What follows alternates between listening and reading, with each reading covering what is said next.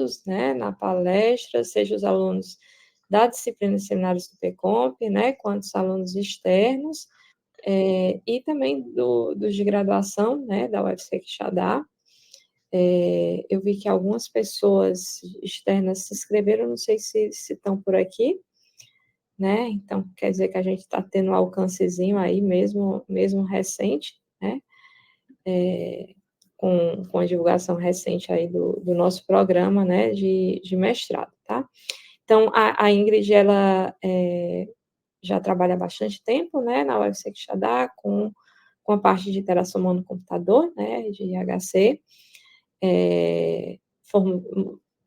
fez mestrado e doutorado nessa área, né, com a professora Clarice, lá da PUC-Rio, e tem atuado, né, fortemente aí na comunidade de IHC do Brasil, né, com pesquisas, né, relacionadas, coordena um periódico, né, que está relacionado à área de interação humano-computador, que é o GIS, tem também atuado, né, como coordenadora de inúmeras trilhas aí também do IHC, né, e é professora do PECOMP, né, da UFC Quixadá. Então, ela vai falar aí um pouquinho sobre a experiência dela, né, num tema relevante, acho que cada vez mais está sendo mais comum, né, que é a submissão de projetos para o Comitê de Ética, né.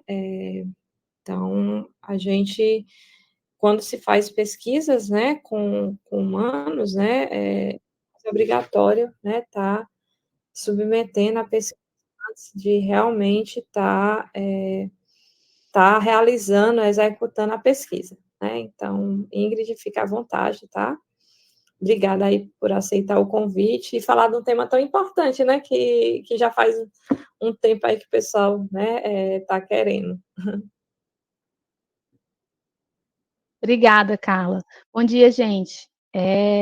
Realmente, assim, é um tema que eu falo sobre ele. Na verdade, eu aprendi um pouco sobre isso ainda na pós, né, no mestrado, no doutorado. A gente, lá na PUC, já tinha essa formação em aspectos éticos, né, em pesquisa com seres humanos, mas essa parte de submissão ao comitê é mais nova para mim, né? O meu primeiro projeto foi em 2021, 2, não sei, que eu mandei, né? Então, a ideia é, aqui nessa apresentação, eu vou falar um pouquinho da necessidade da gente mandar esses projetos para o comitê, vou falar um pouquinho o que são esses aspectos éticos em pesquisa, né?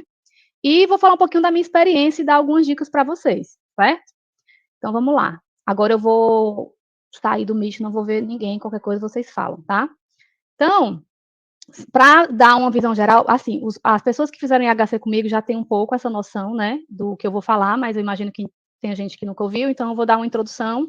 E outra coisa, aqui eu vou falar, essa apresentação é uma mistura de uma apresentação que eu fiz para os professores da UFC, né, sobre essa importância de submissão ao CEP, e também um pouco da aula que eu dou na pós, né, eu dei uma aula no semestre passado, que eu, na verdade, foi mais de uma aula, detalhando bastante essa questão dos aspectos éticos. Então, eu tentei resumir. Mas eu já vou antecipar que, assim, não tem como eu falar sobre todos os assuntos. Aqui, a ideia é muito mais uma motivação para vocês, né?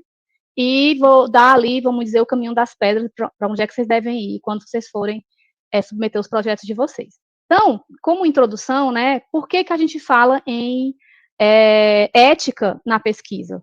De onde é que isso vem, né? Então, é porque, na verdade, nem sempre houve um entendimento dos seres humanos como participantes de pesquisa, né? Durante muito tempo na história da ciência, os humanos eram vistos como objetos de experimentação mesmo, né? Então, assim, havia uma crença de que, assim, em nome do desenvolvimento científico, né, da evolução científica, do conhecimento, você poderia, entre aspas, sacrificar, né, prejudicar, enfim, quem quer que fosse, porque era em nome da ciência, né? Então, eu vou destacar aqui vou comentar rapidamente, vou tentar ser rápido, né? Não sei se eu vou conseguir, sobre algumas pesquisas antiéticas antigas e mais recentes, né? E também alguns marcos legais, tá bom? Então, ainda lá no século XVIII, né, já existia essa prática de, por exemplo, você fazer, por exemplo, os testes da vacina da varíola foram todos feitos com uma população carcerária, né? E durante muito tempo, né, isso durou muito tempo, não só no século XVIII, havia tratamentos de inúmeras doenças com populações vulneráveis, né? E na Segunda Guerra Mundial, aí realmente foi uma profusão, né, de abusos éticos e em relação aos direitos humanos com as pessoas, né? Houve testes de medicações e armas biológicas, experimentos com reações a extremos de frio e pressão, né? Então as pessoas, os cientistas, eles entre aspas se aproveitaram da disponibilidade, vamos dizer assim, de pessoas que eram consideradas ali subhumanas, né, para fazer diversos tipos de testes, né. E um outro caso muito conhecido e muito emblemático em relação a pesquisas antiéticas é esse estudo de Tuskegee. Depois, assim, daria para passar uma aula só falando desse caso aqui, mas vou tentar resumir.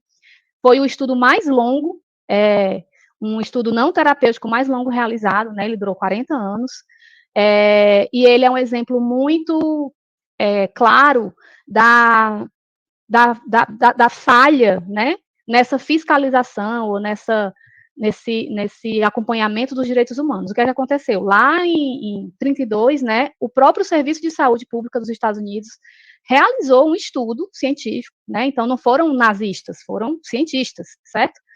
Realizaram um estudo com 600 homens negros da região de Tuskegee, no Alabama, lá nos Estados Unidos, e o objetivo desse estudo era conhecer a evolução da sífilis sem tratamento.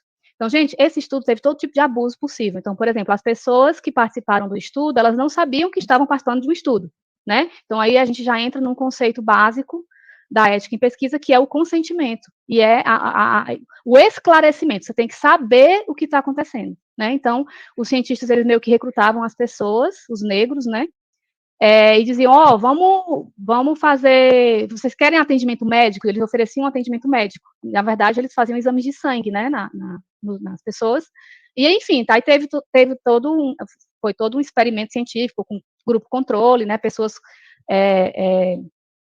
que estavam com sífilis e pessoas que estavam sem sífilis, e aí eles passaram todos esses anos acompanhando, né, a evolução da doença. E aí, assim, o pior abuso que teve de todos, fora esse do consentimento, etc., né, da autorização que não houve, no meio do processo, eu não sei exatamente qual ano, né, mas no meio desse período aí, foi descoberta a penicilina, foi descoberta a cura da sífilis, né, e as pessoas que estavam participando do estudo não foram tratadas, né, inclusive muitos morreram, certo? E aí, esse estudo só parou de ser executado em 1972, eu trouxe aqui o print do site, né, porque na notícia mesmo não tem. Foi publicado no The New York Times, a notícia, na verdade, eu entrei lá no site e vi, né, então, foram vários dias de denúncias, né, em relação a essa pesquisa, de que as pessoas estavam morrendo, e de que elas estavam sem tratamento, etc., né. Isso em 72, e aí o estudo foi descontinuado. Vejam que foi preciso uma denúncia na imprensa para que o estudo parasse de ser executado.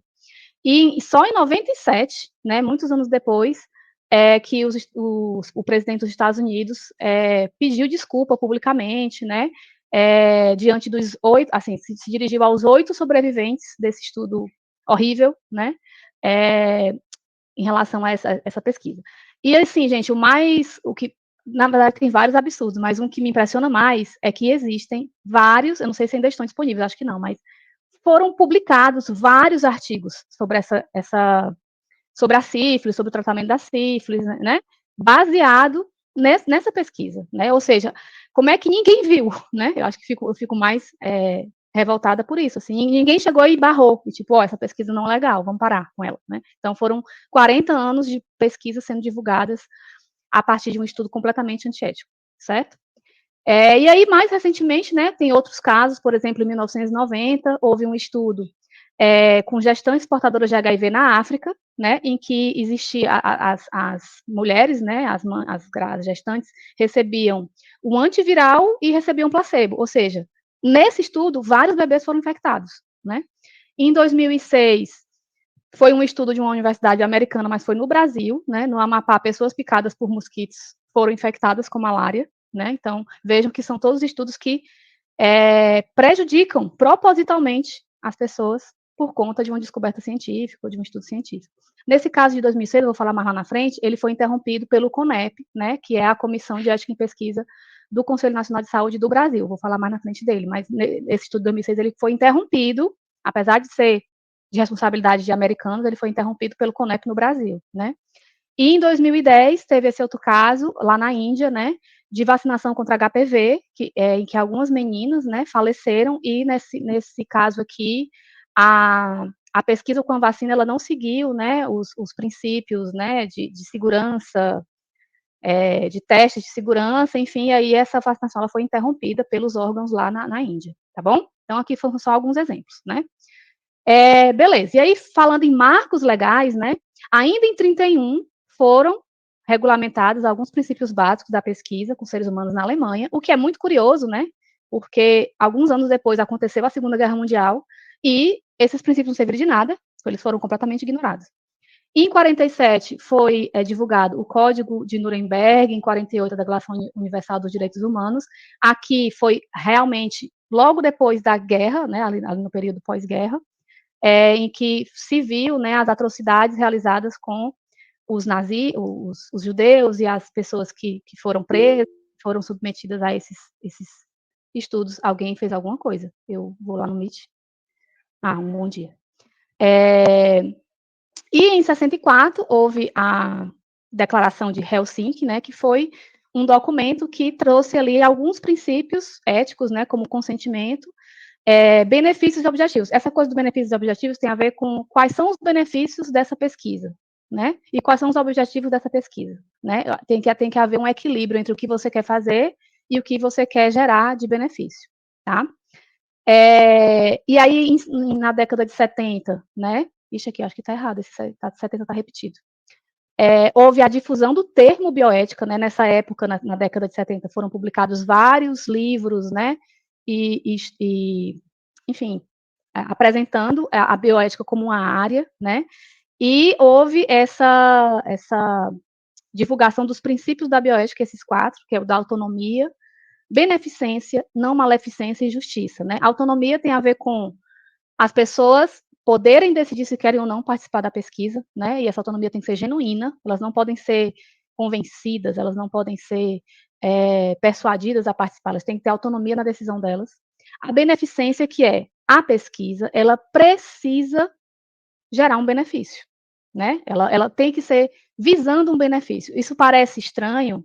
Claro que toda pesquisa precisa de um benefício, né? É só a gente olhar os exemplos que eu dei, né?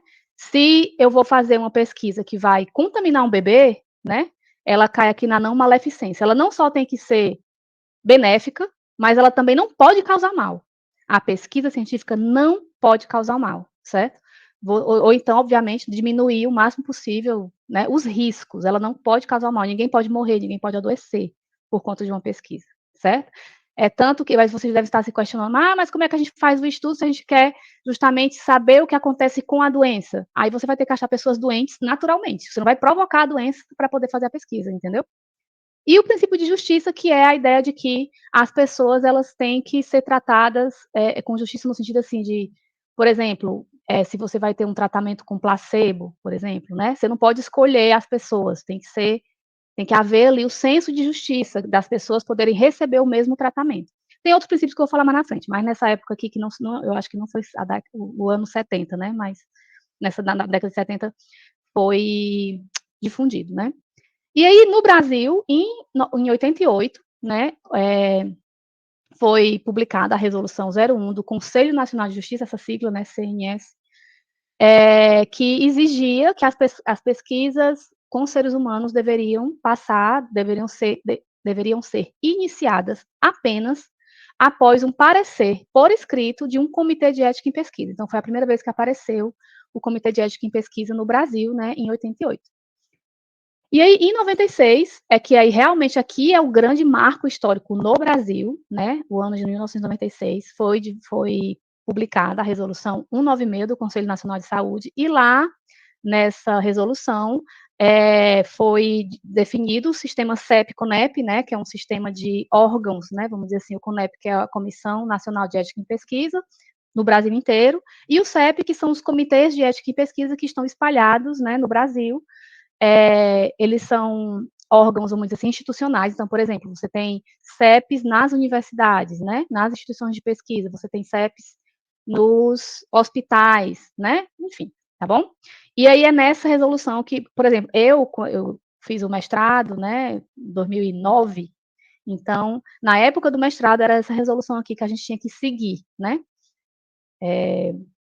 Aí, em 2004, foi criado o CISNEP, que é um Sistema de Informação Nacional de Ética em Pesquisa, né? É um sistema de informação, né, computacional. Esse sistema, ele foi nessa época, né, em 2004, que foi criado esse certificado de apresentação para apreciação ética, né? Então, quando o pesquisador ele submete o sistema, a pesquisa dele para o CISNEP, ele recebe esse certificado, que é um número, né? Um número, como se fosse um número de protocolo. E também nessa época foi padronizado os procedimentos de como você submete essa pesquisa para os CEPs, né? E aí, em 2005, no âmbito geral, né, mundial, houve a Declaração Universal sobre Bioética e Direitos Humanos, então são 15 princípios, né, então são vários, eu não vou listar aqui, mas resumindo, esses princípios, eles têm a ver com a dignidade humana, os direitos humanos e liberdades fundamentais. Vejam que isso aqui é diferente da Declaração Universal dos Direitos Humanos, porque aqui é realmente focado em bioética, tá bom?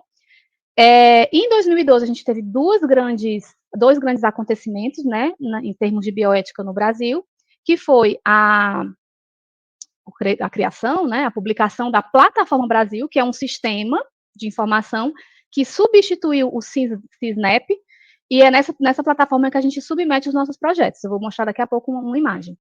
E também foi divulgada a resolução 466, que ela atualizou, ela modernizou a resolução 196 do CNS, né? Então, hoje, a principal resolução de pesquisa com seres humanos no Brasil é essa aqui, né? Então, ela fala de todos os conceitos, né?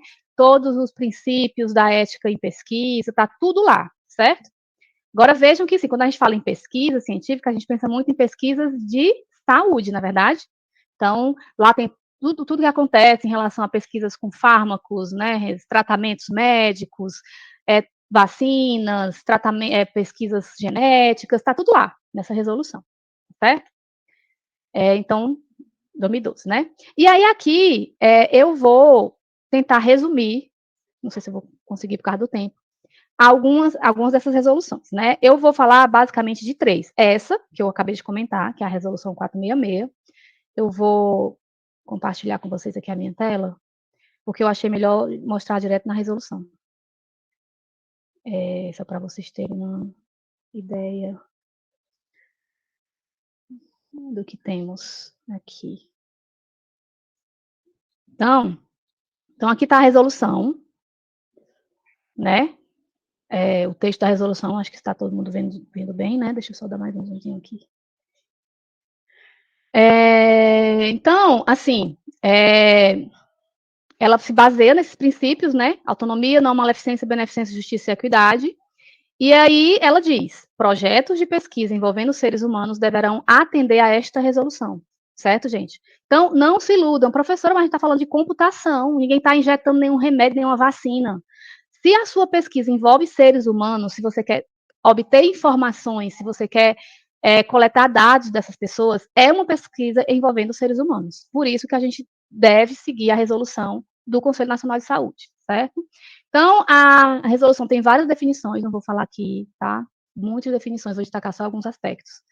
Aí tem um capítulo aqui, né, que é dos aspectos éticos da pesquisa envolvendo seres humanos, né? Então, ele diz, as pesquisas devem atender aos fundamentos éticos, tá? Então, tem tudo aqui, gente, eu não vou conseguir ler tudo, tá? Então, o que significa uma pesquisa ser ética, né? E aqui também tem um destaque, ó. As pesquisas em qualquer área do conhecimento envolvendo seres humanos. Então, não tem mais a desculpa que eu não faço pesquisa, minha pesquisa não é médica, eu não preciso passar pelo CEP. Isso não cola, certo? Então, tem aqui tudo que significa uma pesquisa ética, tá? Eu não vou falar, porque senão a gente vai passar 3 dias aqui. Tem um capítulo só sobre o que significa o consentimento livre e esclarecido. Isso aqui é muito importante, isso aqui é meio que um recorte, né, dessa ideia do que eu comentei lá da guerra, das atrocidades da guerra, das pesquisas. Isso aqui é um aspecto importantíssimo. Você tem que ter certeza que aquela pessoa quer participar da pesquisa. Você tem que ter certeza que ela entendeu os objetivos da pesquisa e que ela tem liberdade para consentir, tá? Então, isso tudo está sendo explicado aqui, vou pular. Em relação ao consentimento, a gente tem um documento que é chamado Termo de Consentimento Livre e Esclarecido, TCLE, né? Então, a obrigatoriedade do termo, ela só foi aparecer muito depois da guerra, né? E isso aqui é um princípio básico. Toda pesquisa que vocês forem fazer, o mínimo que vocês devem fazer é pedir autorização. E essa autorização deve estar por escrito, ela deve ter, né, ter um documento que mostre que a pessoa autorizou, e esse documento é o termo de consentimento livre e esclarecido, é aqui tem dizendo tudo que tem que ter no termo, né, o que é que você precisa expor no termo para a pessoa conseguir assinar, tá bom? Então, passando aqui, tem também essa ideia dos riscos, né, então, assim, quando você elabora o termo de consentimento, você tem que dizer os riscos da pesquisa. Uma pesquisa médica, da área da saúde, ela tem muito mais riscos, na verdade. Eu vou testar um remédio, tem um risco de efeitos colaterais, né? Mal-estar, etc. Qual é o risco que existe em pesquisa de computação, minha gente? Né? Uma pergunta retórica, né? Então, como é que pode ter um risco eu fazer uma entrevista com alguém? Ou eu pedir para a pessoa fazer um teste num software, né? Tem risco. A primeira frase, toda pesquisa com seres humanos envolve risco em tipos e gradações variados, né? Normalmente, eu já fiz vários termos de consentimento na minha vida, né? Normalmente, quando a gente fala de um sistema computacional, pesquisa com interfaces, etc., a gente costuma dizer que os riscos são mínimos, né? A gente pode dizer isso, os riscos são mínimos, mas, por exemplo, pode ter um risco de fadiga, a pessoa pode ficar cansada, pode ter um risco de constrangimento numa entrevista, você pode fazer perguntas constrangedoras sem perceber, né? Pode ter risco de cansaço, de desconforto. Então, você pode. É uma frasezinha que você coloca lá no seu termo de consentimento falando desses riscos. E não só falar dos riscos, mas dizer o que você vai fazer em relação a esses riscos. Por exemplo, em computação, o que é que a gente faz? A gente dá um tempo para a pessoa descansar, a gente diz que a pessoa pode interromper a qualquer momento, né? A gente diz que ela não é obrigada a responder nada. Então, isso são as formas que a gente faz para resolver esse risco do desconforto, do constrangimento, certo? Isso aqui, vocês tinham ideia? Participantes da pesquisa que vierem a sofrer qualquer tipo de dano, previsto ou não no termo, tem direito à indenização. Então, qualquer pessoa que for prejudicada em qualquer pesquisa, ela tem direito a essa indenização, certo? Inclusive, aquele estudo que eu falei do Amapá, as pessoas participantes foram todas indenizadas, né? Graças a uma ação aqui do CONEP, tá? Bom, enfim, e aí o resto da resolução, ela vai explicar sobre o sistema CEP-CONEP, o que é um comitê de ética, como é que ele é formado, né, tem todas essas ideias, como é, o que significa essa apreciação ética, né, o protocolo de pesquisa que você manda para uma revisão ética, né, vou pular aqui que eu vou falar mais disso na outra resolução. Aí, o que é que o CEP faz, né, o que é que o CONEP faz, deixa eu ver se tem mais alguma coisa aqui para... uma coisa importante, certo? Não, eu vou lá atrás disso, né? Eu vou lá atrás disso de negócio de CEP, eu tenho mais o que fazer, eu tenho 2 meses para defender meu mestrado, não dá tempo não, né? Só que o CEP, também é uma atribuição do CEP, receber denúncias. Então, assim, gente, o mínimo que a gente está, o risco mínimo que a gente está passando em não passar nossas pesquisas pelo CEP é da gente ser denunciado, né? E aí ele pode instaurar uma apuração e tal. E aí, imagina, você perdeu o seu mestrado, perdeu o seu doutorado, perdeu o seu terceiro, né? Porque você está com uma pesquisa que é um abuso, né? Um abuso ético, né? Ela é uma pesquisa antiética, tá? Então, basta que alguém denuncie e aí você está bem lascado. Beleza. Outro item importante aqui, que tá lá no final da resolução. As agências de fomento à pesquisa e o corpo editorial das revistas científicas deverão exigir documentação comprobatória de aprovação do projeto pelo sistema CEP-CONEP. Não, eu não vou ligar para esse negócio não, ninguém vai denunciar não. Vou fazer meu mestrado na minha aqui quietinho, vai dar tudo certo. Beleza, terminou, defendeu, tudo lindo. Aí vai publicar. Aí quando você for publicar, tá lá, cadê o comprovante do CEP? Aí você não vai ter o seu trabalho publicado. E todos nós sabemos que o princípio básico da pesquisa científica é a publicação, né? Se você não publicou, a pesquisa não existe, certo? Então, fica aí também a dica. E, finalizando, Tem 2 itens aqui que nem estão pintadinho muito escuro, mas que eu queria destacar. Já foi previsto lá em 2012, né, nessa resolução, ó, as especificidades éticas das pesquisas nas ciências sociais e humanas e de outras que utilizem metodologias próprias dessas áreas serão contempladas em resolução complementar. Vou já mostrar essa resolução complementar.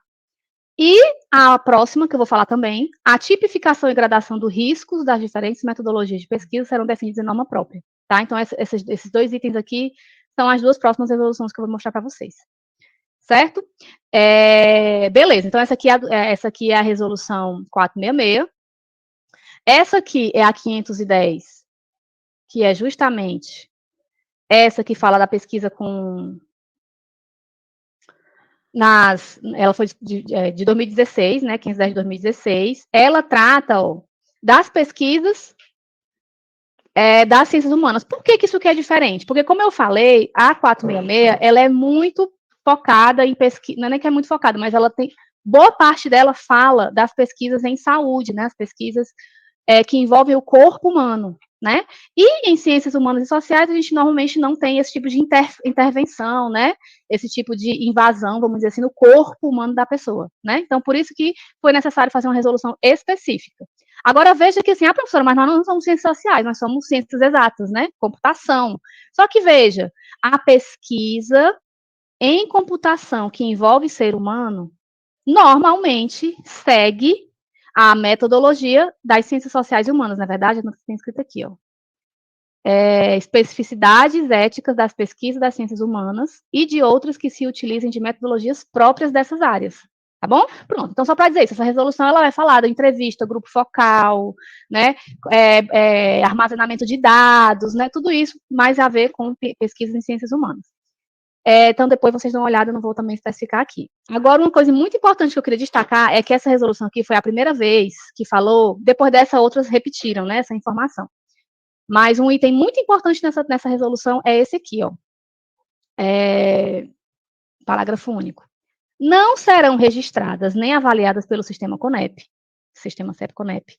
Tem um item aqui tem um capítulo, não sei como é que chama isso aqui, com 8 itens, dizendo quais são as exceções, né? Então, veja, você pode fazer pesquisa em ciências sociais, humanas e suas metodologias e não passar pelo CEP. Opa, é aqui que eu vou ficar, né? Tudo bem, se você quer fugir do CEP, né? Você pode tentar ver se a sua pesquisa se encaixa numa dessas aqui, tá bom? Então, a primeira, pesquisa de opinião pública, né? Pesquisa que utiliza informação de acesso público. Então, tem vários itens aqui, tá? Eu vou, então, aqui agora pular para esse ofício, tá? Aqui vejam que são só os itens listados.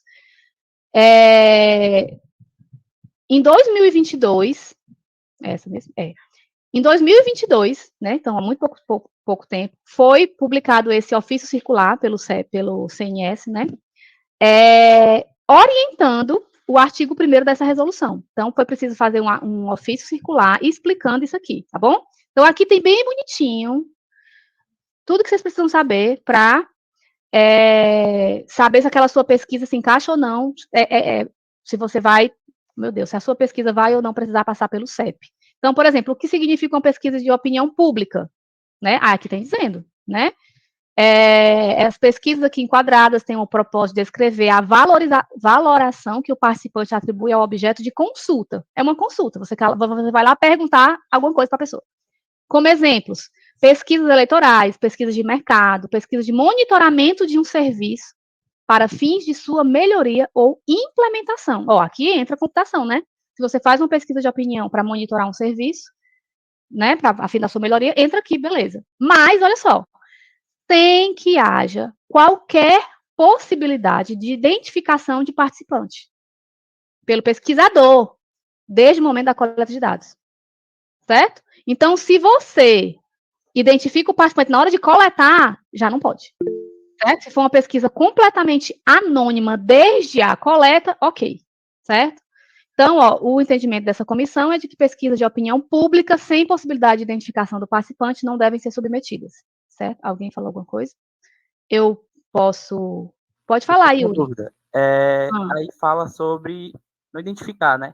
Mas em questão do teor das perguntas, por exemplo, existem perguntas que podem ser antiéticas, né? Ele leva em consideração quais perguntas foram feitas para essas pessoas?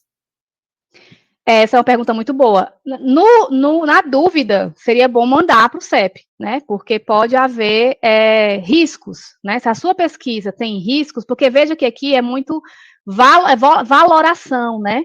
Como é que você vai fazer uma pesquisa constrangedora se é para valorar alguma coisa, né? Então, assim, há o entendimento de que você não entra em temas polêmicos, vamos dizer assim. Se há, você tem que passar pelo CEP, porque há um risco de constrangimento, né?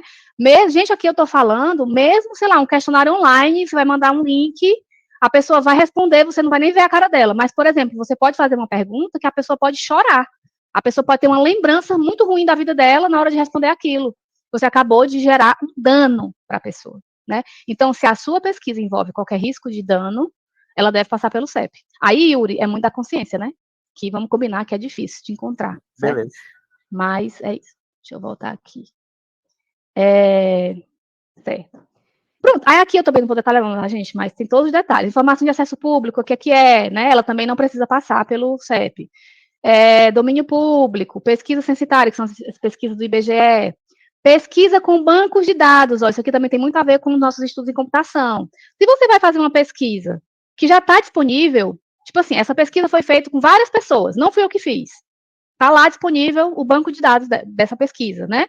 Você pode usar e não precisa passar pelo CEP, olha que maravilha, né?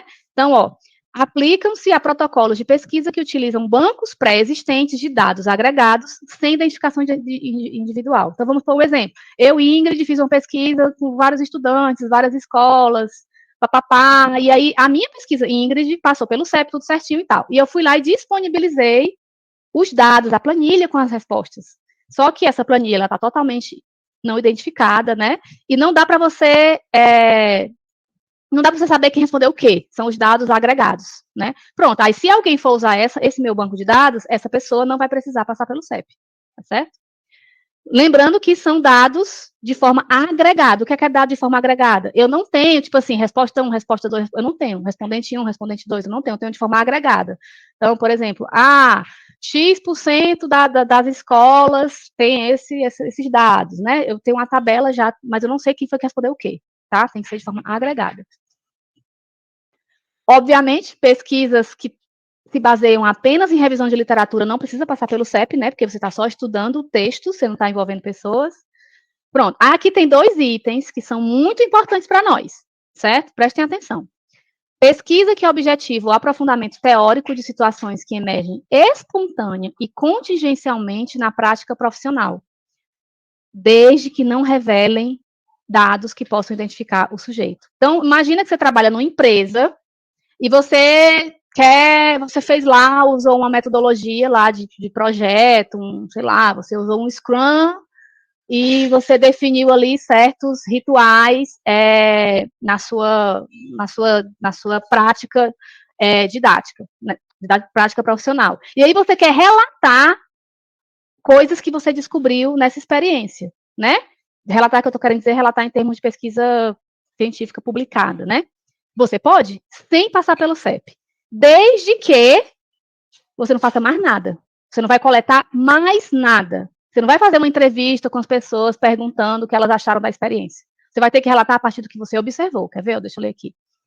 Situações em que, a partir da prática cotidiana, o profissional identifica uma variável ou temática e decide investigá-la cientificamente, sem que, para isso, precise criar nenhuma ação diferente da prática cotidiana que já exerce, e sem que a situação permita a identificação dos participantes, né? Então, você vai relatar, por exemplo, você vai estudar o board lá da sua equipe, lá do Scrum, você vai analisar o que eles escreveram no board. Tudo bem, você não vai mexer no que já foi feito, né? E você não vai identificar ninguém. Então, nesse caso de pesquisa aqui, dá para você fazer sem o CEP, certo? Esse outro aqui também é muito interessante, que tem a ver com a atividade realizada com o intuito exclusivamente de educação, ensino ou treinamento, sem finalidade de pesquisa científica, de alunos de graduação, etc, etc. Então, imagina que eu, por exemplo, professora de IHC, imagina, eu, na minha aula, vou pedir para o pessoal fazer uma entrevista com o avô, com a avó, com alguém na rua, né? Ou fazer um grupo focal assim assado. Essas práticas didáticas, né, práticas pedagógicas, não precisam passar pelo CEP. Imagina se eu tivesse que pedir permissão cada entrevista que eu peço para um aluno fazer, né? Por quê? Porque não tem finalidade científica, tem finalidade didática, pedagógica. Obviamente, eu, professor da disciplina, me responsabilizo, né? É tanto que os alunos sabem. No projeto, na disciplina de HC, tem uma etapa, que é o planejamento, que eu digo, você só vai para a rua depois que eu vi o seu termo de consentimento, né? Então, eu preciso revisar, né, olhar, verificar o que é que eles estão planejando, para antes deles irem à rua, porque eu sou responsável por essa condução, certo? Agora, veja, se eu, professora de HC, quero relatar, por exemplo, o professor de metodologia de pesquisa, do exemplo acima, decide reunir os relatos das entrevistas realizadas pelos estudantes para analisar em um projeto de pesquisa. Torna-se obrigatória a submissão de protocolo, certo? Então, eu quero contar como foi a experiência, né, na sala de aula, o que foi que os alunos acharam, quais são as sugestões que eles têm, etc. Eu quero publicar isso, aí precisa passar pelo CEP. Perceberam a diferença, né? Uma coisa, e também tem uma coisa muito importante aqui, ó. Exceção, ó. Meu Deus, cadê? Não se enquadram no inciso antecedente os trabalhos de conclusão de curso, monografias e similares, devendo-se, neste caso, apresentar o protocolo de pesquisa ao sistema CEP-CONEP. Tandam! Todos nós na UFC estamos irregulares. Não existe um TCC na UFC, pelo menos em Quixadá, né, que tenha passado pelo CEP. Eu tentei, certo? No ano passado. Tentei passar o primeiro e não foi. Depois eu conto a história, né? Então, estamos todos muito bem irregulares. Basta alguém, né, ir lá no CEP denunciar. O pessoal do Quixadá tá tudo defendendo TCC sem passar pelo CEP. Tu imagina a angústia, né? Porque, o pessoal de HC, pessoal de design digital, pessoal de engenharia de software, todo mundo faz entrevista, todo mundo faz um teste de usabilidade, todo mundo faz uma coleta de feedback com as pessoas. Só o que tem nossos TCC, até porque a gente valoriza, a gente estimula os alunos a fazerem essa aproximação com os usuários. Então, como é que a gente estimula isso e não exige o CEP? Certo? Então, fica aí o recado, tá? Tá, então, pronto, acho que desse oficialismo que eu queria mostrar. Agora, vamos para a última resolução. Quer dizer, eu vou voltar para o slide. Espera aí, deixa eu... Eu acho que eu vou compartilhar minha tela toda, gente. Mais fácil, né? Tela inteira. Pronto. Aí, voltando aqui para o slide, né? Então, essa aqui eu já falei. Gente, eu não vou repetir, tá? Mas aqui foi um resuminho do que é que tem naquela resolução, né? Então, o que é que significa fazer uma pesquisa ética? Tá aqui, são os princípios. Objetivo, confidencialidade, privacidade, anonimato, permissão para gravar, tem vários itens. Se vocês tiverem dúvidas, no final vocês perguntam, tá? Porque não vai dar tempo. Essa aqui eu já falei, que é essa de ciências humanas e sociais, e especificamente esse item do que é que não precisa passar pelo CEP. E aí a gente chega nessa última aqui, que essa aqui, gente, é a boa notícia. Eu só estou dando má notícia, né? Estamos lascados, não vou defender meu mestrado, não vou defender meu TCC porque não foi para o CEP, né? Temos aqui uma esperança no fim do túnel. Estamos loucos para essa resolução começar a ser praticada, certo? É uma resolução de 2022, né? Portanto, bem recente. O que é que essa resolução faz? Por isso que eu tenho esse calendáriozinho. Ela define os prazos de apreciação ética do CEP de acordo com a tipificação da pesquisa, ou seja, se aquela pesquisa ela tem mais risco, ela é mais invasiva, né, demora mais. Se é uma pesquisa mais tranquila, demora menos, certo? Então, eu vou mostrar para vocês aqui alguns itens dessa resolução, para vocês verem aqui que maravilha. Essa resolução, ela é uma aula, certo? Eu estudei bastante ela e tudo, até mostrei para os alunos do mestrado do ano passado, mas, basicamente, ela define tipos, né? Aqui eu estou mostrando só o anexo, né? Ela define as pesquisas em 3 tipos, certo? Deixa eu ver se, não sei se vocês não estão conseguindo ver, mas, bom. Por exemplo, pesquisas que têm intervenção no corpo humano, né? Não, peraí, deixa eu voltar aqui. Deixa eu ir lá pelo começo, que eu acho que é mais fácil.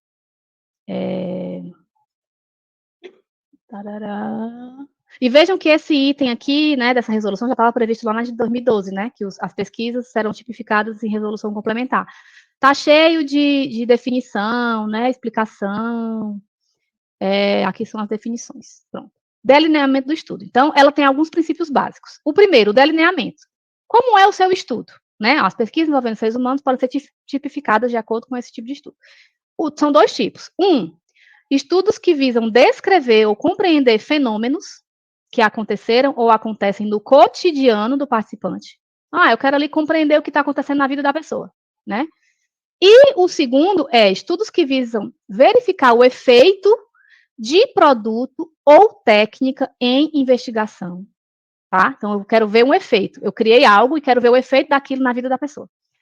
Deliberadamente aplicado no participante. É algo aplicado no participante, em virtude da pesquisa, tá?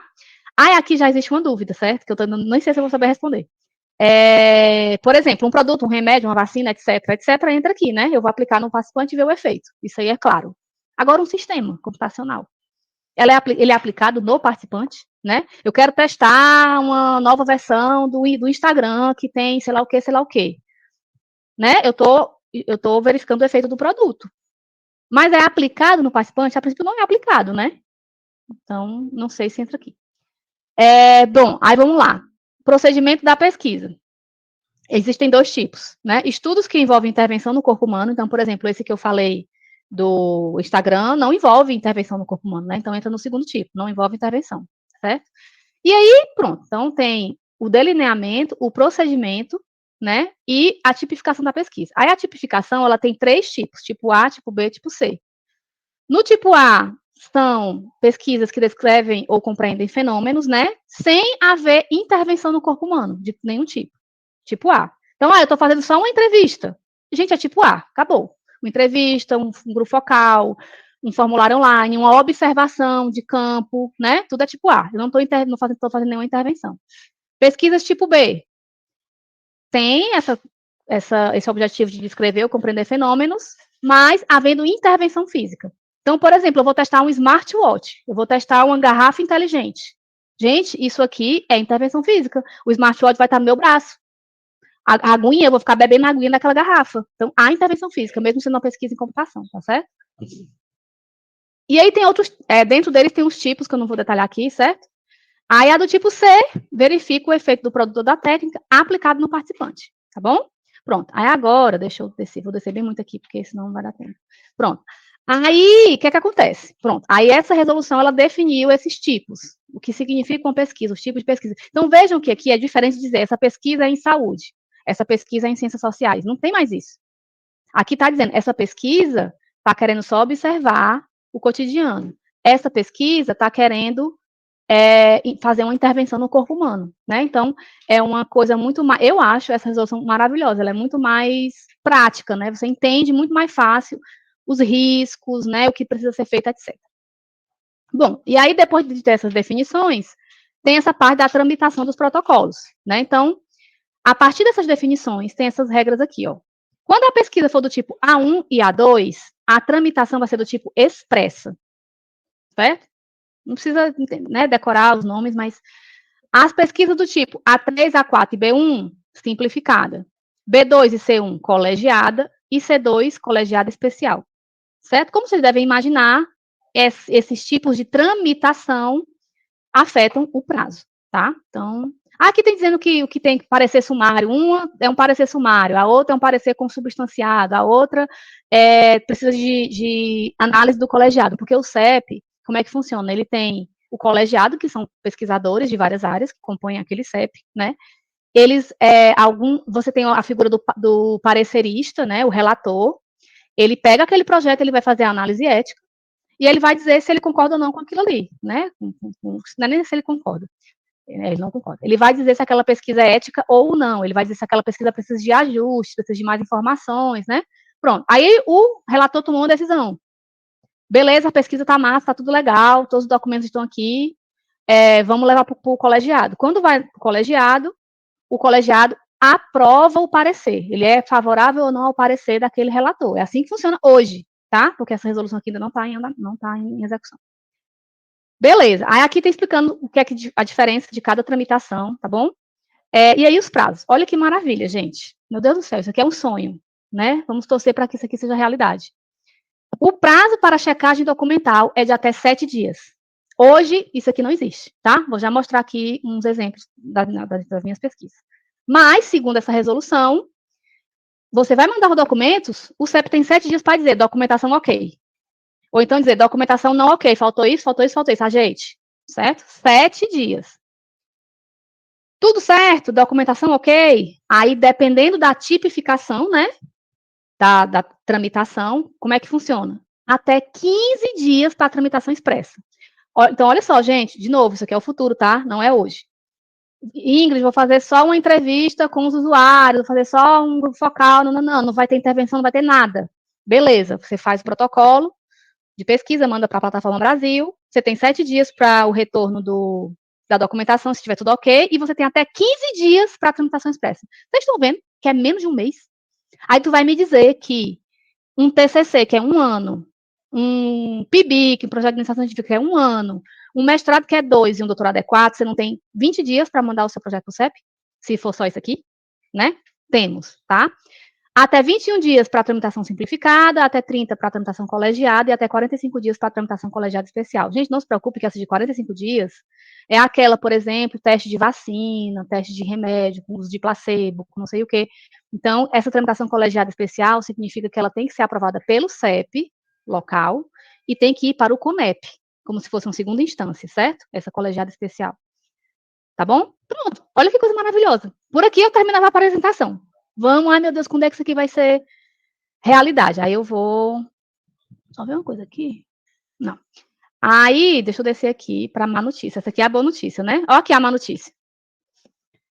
Esta resolução entrará em vigor quando da implementação de adequações da Plataforma Brasil para a sua operacionalização. Né? Essa resolução é de 2022, estamos em 2024, a Plataforma Brasil ainda não foi atualizada, e os CEPs, né, eu conversei já com um colega meu da Federal de Lavras, ele era membro do CEP, o que é que ele disse? Ele disse que alguns CEPs já estão executando esses prazos, porque afinal de contas está na resolução, né? Mas não é obrigatório, por quê? Porque não tem nada na Plataforma Brasil que eu consiga dizer, a minha pesquisa é do tipo A, a minha pesquisa é do tipo B, eu não consigo dizer isso na plataforma, ela não está operacionalizada. Vocês estão vendo aí, gente, a computação atrapalhando a nossa vida, né? Então, como ainda não está funcionando, isso aqui, esses prazos não estão sendo exigidos, né?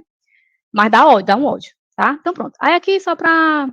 Aí tem esse gráfico aqui que é muito bom, explicando cada tipo de pesquisa, né? E tem também uma coisa que eu não falei aqui, que é a fatores de modulação. O que é que significa? Apesar desses tipos, né, A, B, C, algumas, sabe... Como é que eu digo, meu Deus? Alguns agravantes ou atenuantes podem mudar o tipo de tramitação, né? Então, por exemplo, se a pesquisa é do tipo A4, mas ela tem esse fator de modulação, ela não vai mais ser simplificada, ela vai para o colegiado, ela vai subir um nível, tá? Então, por exemplo, a pesquisa prevê a solicitação de dispensa de consentimento. Então, se você tiver uma pesquisa que é simplificada, mas que não tem consentimento, aí tem lá os motivos, ela não é mais simplificada, ela vai para outro, ela vai para o colegiado, né? Enfim, aqui tem os atenuantes, né? Tudo aqui são atenuantes, ó. E aqui são os contrário do atenuante. Controle atenuante. Então, vai mudar aqui, né, se for... Tá, mas eu não vou detalhar isso não, tá? Pronto, agora vamos voltar para o slide. Beleza. Então, acho que deu para vocês entenderem, né, o que é que está envolvido em fazer uma pesquisa ética, né? Essas 3 resoluções aqui são as mais básicas. Mas, por exemplo, agora em 2024, eu até pensei em colocar aqui, não é bem para eu estar falando, mas enfim, eu tentei olhar ontem, mas não deu tempo. Tem uma resolução de 2024, de abril, eu acho. Depois eu posso mandar o link. Que trata sobre pesquisas com bancos de dados. Só sobre banco de dados. Como é que você faz? É uma coisa meio LGPD, meio, né? Pesquisa ética com dados de bancos de dados, tá? Então, é uma resolução agora de 2024 também, que vocês podem depois querer dar uma olhada para as pesquisas de vocês, né? Mas aí, beleza. E aí, Ingrid, precisa mesmo de tudo isso, né? Então, aqui eu peguei alguns exemplos mesmo, só para motivar vocês, né? Então, por exemplo, no IHC, que é o evento que eu estou na coordenação de programa, né? A gente criou uma página só com instruções, página específica de instruções sobre aspectos éticos em pesquisa, né? E aí eu destaquei aqui alguns trechos, né? Ó. Ao submeter o artigo para o IHC, as pessoas autoras se declaram responsáveis por qualquer aspecto do trabalho envolvendo estudos com pessoas. Eu não sei se vocês já mandaram o trabalho de vocês para o IHC, mas lá tem agora uma caixinha que você diz, né? A minha pesquisa seguiu os princípios éticos. Não, né? Ou então não se aplica. Ou não, minha pesquisa não tem seres humanos, né? Na hora que você manda no JANES, você está se declarando responsável, tá certo? Isso não é pouco, gente. É você assumindo um risco. Um risco não, assumindo a sua responsabilidade, né? A gente também pediu uma seção chamada Cuidados Éticos, então todos os artigos têm que ter essa seção obrigatoriamente, dizendo como foi que foram tratados, né, os participantes da pesquisa e tal. E também tem essa parte aqui, ó, nos casos necessários, é desejável que seja informado o número de aprovação do Comitê de Ética, tá? Então, a gente está solicitando, né? Essa aqui, gente, é uma discussão que já está acontecendo há muitos anos no IHC, eu que participo da comunidade, né? Mas agora, realmente, a gente resolveu, não tem mais como escapar. Como é que a gente, que ensina isso para os alunos, né? A importância dos aspectos éticos, não exige a formalização, né, ética da pesquisa no evento, né? Então, agora não tem mais como fugir, certo? Aqui eu peguei um exemplo, gente, eu pesquisei meio aleatório, tá? Mas sei lá, isso é só em HC, o pessoal do HC que é fresco, que fica preocupado com essas coisas. Não, peguei esse aqui, nem sei se esse evento aqui é bom, tá? É o melhor da minha área. Pronto, ó, o melhor da área da Carla, eu saí pesquisando, engenharia de software, né? E aí eu peguei um trechinho só, tá? Essa aqui é um trechinho da página chamadas, né? Call for Papers. Aí tem aqui, ó, ao submeter o seu artigo para publicação na ACM, ou seja, os artigos publicados nesse evento vão para a ACM, você vai ter que seguir algumas políticas da ACM, incluindo a nova política da ACM, publicações em pesquisas envolvendo seres humanos, participantes, né? Então, hoje existe uma política da ACM só sobre isso, tá? Obviamente, aqui no site do evento, ele não detalha, ele coloca o link, e aí a gente pega a deixa para as entidades científicas que também já estão exigindo isso, tá? E aí eu peguei justamente esse documento que está lá no ICSE. E outra coisa, o artigo do IHC, ele é publicado na ACM, então segue isso aqui também do mesmo jeito. Aí aqui eu peguei só 2021, né? Então, recente também.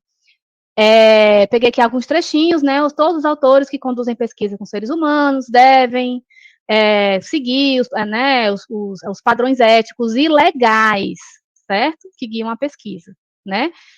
Aqui, gente, a ACM, ela não diz, você tem que ter o seu projeto no CEP, ela não fala nesses termos, porque cada país tem a sua regulamentação, mas aqui diz, ó, reportando que a sua pesquisa é consistente com as leis e regulações do governo local, e a gente acabou de ver todas as resoluções do Brasil. Então, se você não está seguindo a resolução do Brasil, que é passar a sua pesquisa pelo CEP, você não está seguindo a política de publicação da ACM, tá certo?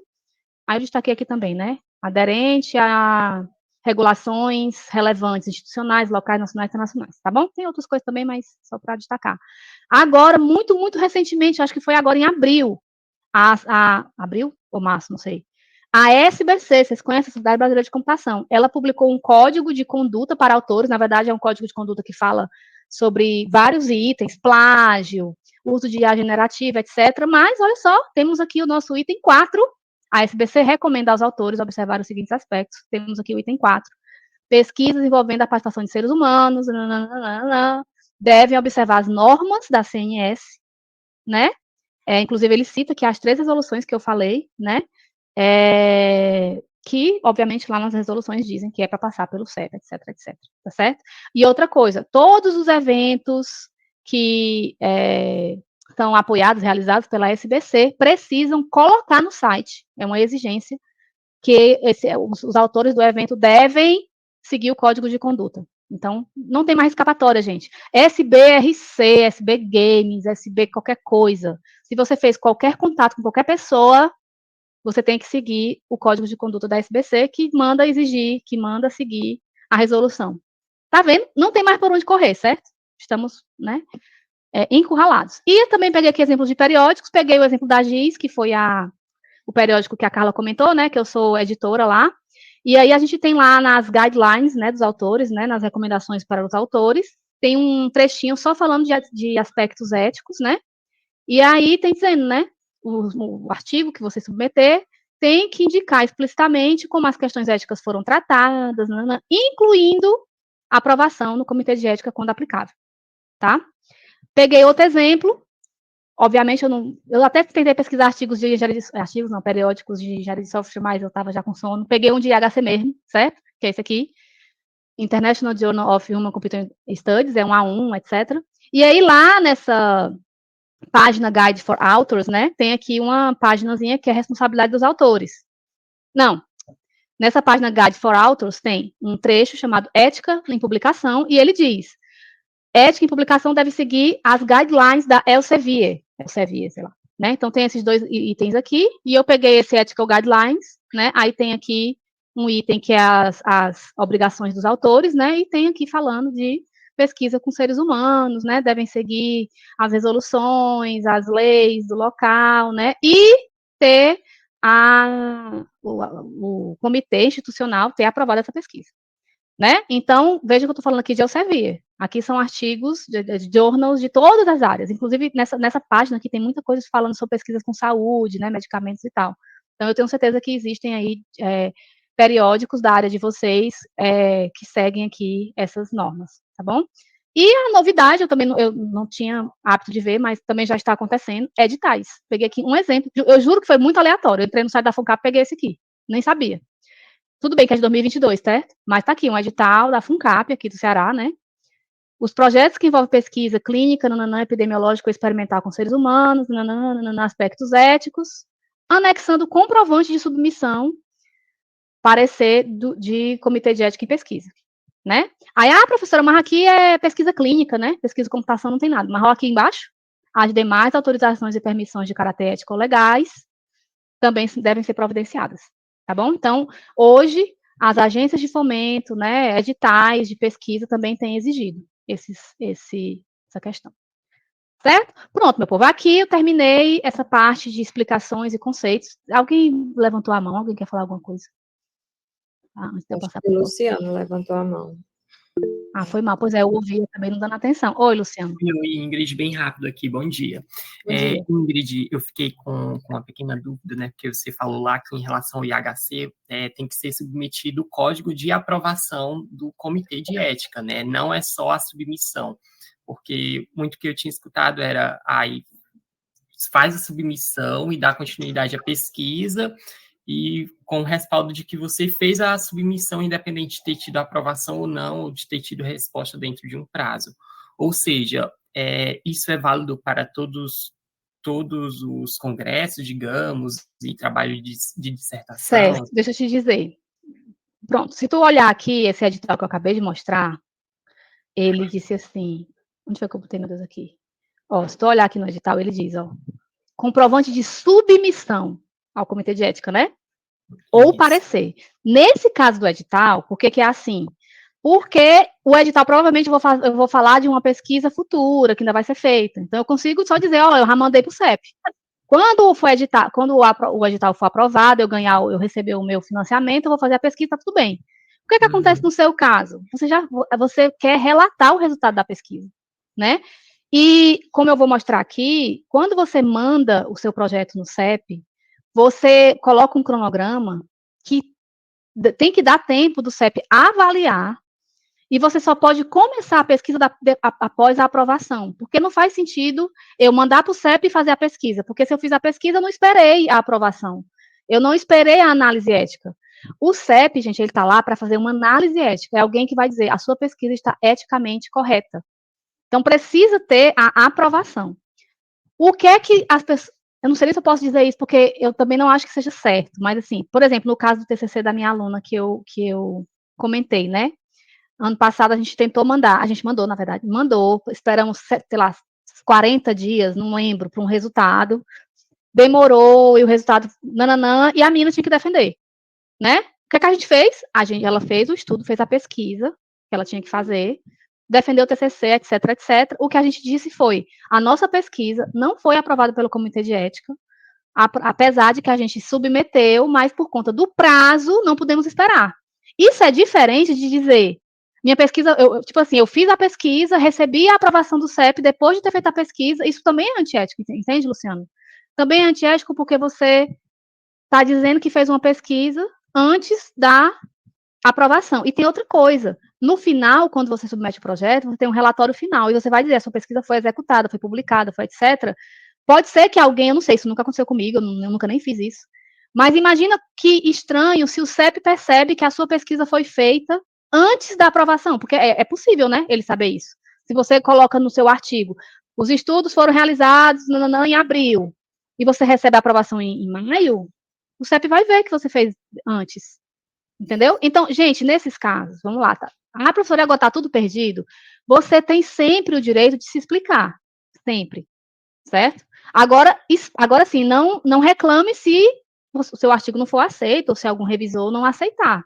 Você tem sempre o direito de se explicar. Você pode dizer, a minha pesquisa, inclusive eu fiz isso ano passado, né? Eu tive pesquisas que a gente mandou para o prêmio de TCC, e os meninos não tinham mandado no CEP, né? Como foi que eu justifiquei? Meu povo, eu fico morrendo de medo de dizer isso para vocês, parece que eu estou dando arma para vocês fugirem do CEP, mas não é. Como foi que eu fiz?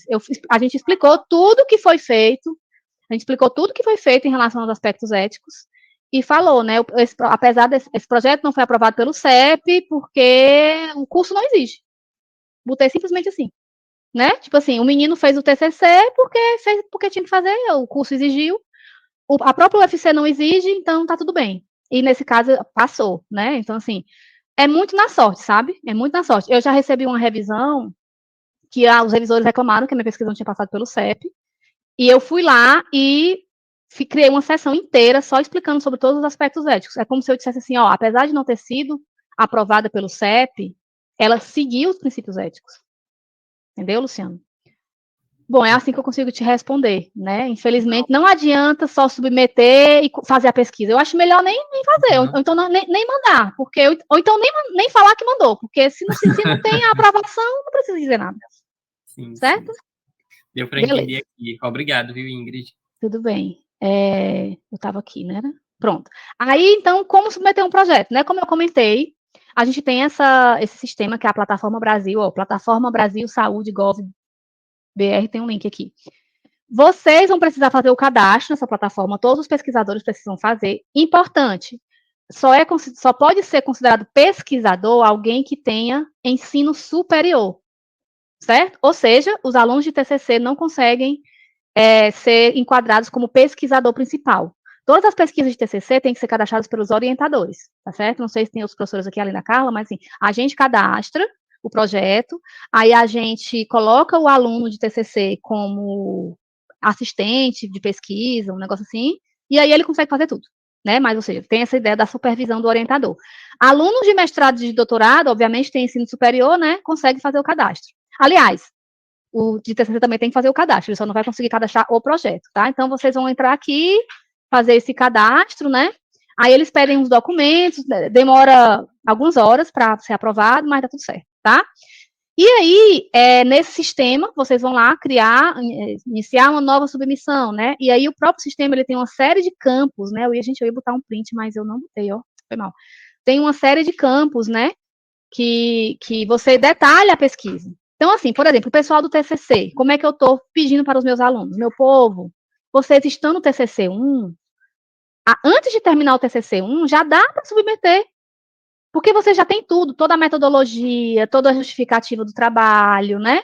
Isso tudo já está mais ou menos definido no TCC 1. Então, tu imagina, você tem ali 4 meses de TCC 1, tenta mandar no último mês, né?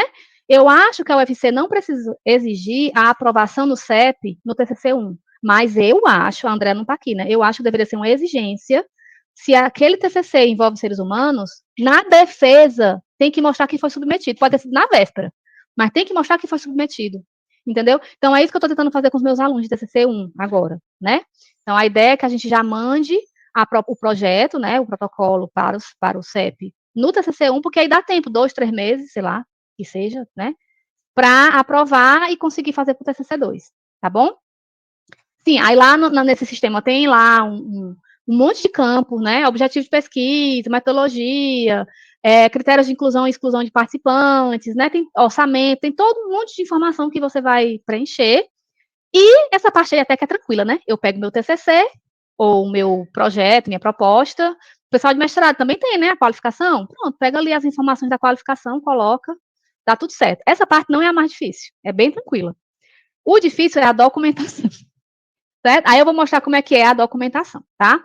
E aí eu peço aqui licença, peço desculpa, né, para quem não é da UFC. Quem não é da UFC, claro que pode escutar e pode ser que alguma coisa se aplique, mas aí eu sugiro que você vá pesquisar como é que funciona no CEP da sua universidade, certo? Como é que é na UFC? Na UFC, a gente tem, na verdade, vários CEPs, tá? Tem o CEP do hospital universitário, tem o CEP da maternidade escola, tem o CEP da não sei o quê, tem uns 5 CEPs. Tem um CEP lá em Sobral, né? E a gente que não faz pesquisa em saúde, como é que faz? Existe o CEP que é Propesc. Tá aqui, não tem Propesc em canto nenhum aqui, meu Deus do céu. Deixa eu ver se tá no próximo. Tá aqui, ó. O nosso CEP da UFC, que avalia os projetos de pesquisa geral, que não é pesquisa de saúde, é o que chama Propesc, certo? Inclusive, meu povo, ano passado, né, na época que eu estava estudando as resoluções, eu cheguei a cogitar abrir um CEP. Por que a gente não tem um CEP em Quixadá? Viu, Carla? Fica a dica aí, tu que é da coordenadora de pesquisa, né?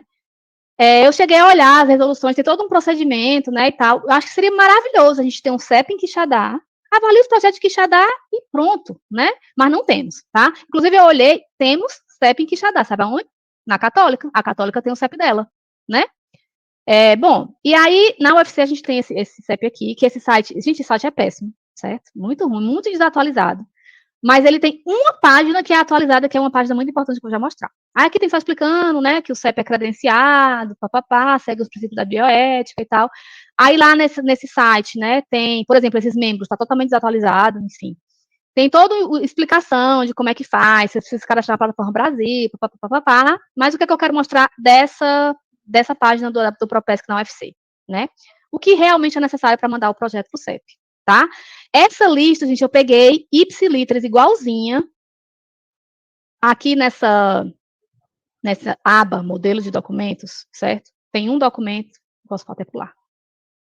Ó, tem um documento que é esse aqui, ó, lista de documentos necessários, certo? Que aí tem a lista, e eu só fiz copiar e colar, tá? Então, o que é que vocês vão precisar? Além do cadastro na plataforma Brasil, de todas as informações que vocês vão colocar lá, vai ter uma parte no final que vocês vão anexar um monte de documentos. Aí tá aqui a lista. Folha de rosto. A folha de rosto é um documento gerado pela plataforma, certo? Um documentozinho assim, como fosse assim um protocolo, né? Que tem o nome do pesquisador, o nome da pesquisa, onde é que vai ser, etc., resumido. Aí esse documento é gerado lá no final, quando você termina de cadastrar. Aí você pega esse documento e vai atrás de uma assinatura, que no caso tem que ser o coordenador do curso, pode assinar, né? Que eu não sabia, viu, Carla? Eu pensava que era só o coordenador do departamento. E o coordenador do departamento, que eu tenho sempre pedido para a Andréia. Então, todos os meus projetos a Andréia assinou. Mas, né, eu descobri que pode também ser o coordenador do programa, né? Assinar. O projeto de pesquisa, então você precisa ter um PDF com o projeto. Gente, o que é o projeto de pesquisa? Eu, com meus alunos, o que eu faço? Copia e cola tudo que você colocou lá no texto da Plataforma Brasil. Pronto, você gera um PDF com isso aqui. Com anexos, então tem que ter todos os anexos, questionário, formulário, cronograma, orçamento, termo de consentimento. Agora, olha que doido. Tudo isso tem que estar como anexo no projeto, mas também tem que estar como um anexo separado. Anexo separado é ótimo. Como um documento separado, né? Termo de consentimento livre esclarecido, certo? Esses cinzinhas aqui, eu botei cinzinha porque é pedido, mas eu acho que a gente nunca vai ter esse caso, que é, por exemplo, declaração de dispensa de termo de consentimento. Para pesquisas com prontuários. Por exemplo, você vai fazer uma pesquisa médica, você vai consultar só os prontuários do hospital, você não vai falar com as pessoas. E, professora, isso não é pesquisa com seres humanos? Claro que é. Você está pegando informações das pessoas, tem o nome delas, tem a doença, o resultado dos exames, o remédio que elas tomaram. Isso é pesquisa com seres humanos, por mais que eu não vá pedir para a pessoa. Então, nesse caso de pesquisa com prontuário, você pede dispensa do termo de consentimento. Enfim, tem um procedimento lá, né? Então, aqui está explicando. Termo de fiel depositário. Então, é como se fosse um termo de responsabilidade que você vai cuidar bem daqueles prontuários, né? Enfim, tá? Esse botei cinza porque a gente nunca pede, né? Orçamento, tem que ter o orçamento. E aí, gente, inclusive eu aprendi na marra essa coisa do orçamento, né? O que é que você bota no orçamento? A pessoa lá no CEP, na época que eu tive um problema com esse documento, ela me explicou, não existe pesquisa sem custo. Ah, a pesquisa é online, é no Meet, eu vou fazer só uma entrevista e tal, bote qualquer coisa. Eu boto lá material de escritório, assinatura de um mês do Meet, sei lá. Você tem que botar qualquer coisa, não pode ter um orçamento zerado, não pode ter um orçamento zerado, certo? Currículo do pesquisador, a carta solicitando apreciação, que é basicamente um texto, você pedindo, por favor, CEP, olha a minha pesquisa, né? Cronograma, lembrando que a coleta de dados só pode iniciar a partir da aprovação do sistema, tá vendo, Luciano, tu que perguntou? Então, não existe não tem essa ilusão de que, eu mandei, tá tudo certo. Não, só tá tudo certo quando só tem a aprovação. A autorização dos locais, né? Então, eu vou fazer a pesquisa numa escola, preciso da autorização. Vou fazer a pesquisa numa empresa, preciso da autorização. Vou fazer a pesquisa só na UFC, preciso da autorização da UFC também. E a declaração de concordância. Vale, meu Deus, tá errado aqui, ó. Acho que ficou. o texto aqui está estranho, mas é a declaração de concordância dos participantes. Então, os outros bolsistas, os outros pesquisadores, alguém que vai lhe ajudar a fazer a pesquisa, um intérprete, por exemplo, que eu já fiz pesquisa com SUDS, tinha a participação do intérprete, todo mundo tem que autorizar a pesquisa. Certo? Pronto. Aí lá na página, então, aí isso aqui é o desespero, né, dos alunos. Meu Deus, é muita coisa. Você vai lá, preenche tudo, manda. Mas, olha a boa notícia, lá no site do CEP, tem todos os documentos, todos. Você vem aqui, pega, e só adapta, bota o seu nome, bota o nome do projeto, né? Então, gente, não tem o que fugir, não tem segredo. Pega esse Word aqui, edita igual, não muda nada, obviamente adapta para sua pesquisa, mas fazendo isso aqui dá certo, e comigo deu. E o que eu falei da página que é sempre atualizada, que é muito importante, tem uma página aqui, ó, chamada calendário, certo? Essa página é o seu guia, no seu planejamento da sua pesquisa. Se vocês observarem, tem uma reunião mensal, tá vendo? É uma por mês, fevereiro, março, abril, né? Então, como é que funciona? Você precisa enviar o seu projeto. Enviei meu projeto, Plataforma Brasil, todos os documentos. Vai haver uma etapa chamada recepção documental, que existe um secretário, um funcionário no CEP, que não é um pesquisador, né? Ele não vai fazer análise ética. Existe um secretário que vai receber esses documentos e vai dizer que está tudo ok ou não, tá? Tanto tudo ok, passa para a próxima etapa. Não estando ok, ele vai lhe dizer, está faltando documento tal irregularidade, ajeite tal. Quando você entrega e está tudo ok, aquele projeto vai para a reunião no colegiado. Então, vamos supor, nós estamos aqui em abril. Então, no dia 11, né, eu estou em maio, né? No dia 16 vai ter uma reunião. Quer dizer, não vai porque está de greve, mas enfim, supondo que não tem greve, vai ter uma reunião e aí vai estar lá todos os membros do colegiado, né? E aí vai ter a definição de quem vai ser o relator daquele projeto. Então, o projeto da Ingrid está aqui, quem vai relatar? Sou eu, pronto. Aí esse cara vai pegar o projeto, vai fazer a análise ética, vai dizer se está ok, se não está, etc., vai escrever um parecer, e aquele parecer vai ter que ser aprovado na próxima reunião do colegiado, tá? Então, vocês visualizaram? Então, o nosso projeto, ele está sempre dependente de 2 reuniões. Uma para a distribuição do projeto para os relatores e a outra para a aprovação no colegiado, certo? Então, tem sempre 2 reuniões. Então, se eu mandar meu projeto... Então, veja que eu também não posso mandar no dia 15 de maio. Por quê? Porque vai ter a avaliação documental, né?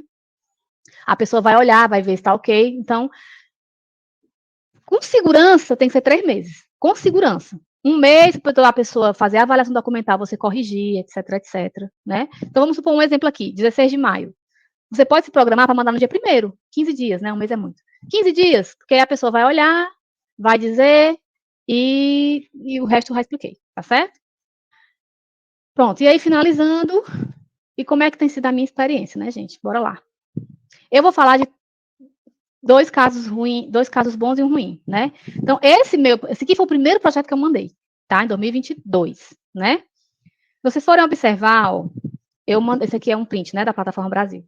Eu mandei no dia 3 de agosto de 2022, submetido. Foi a primeira vez que eu mandei um projeto, certo?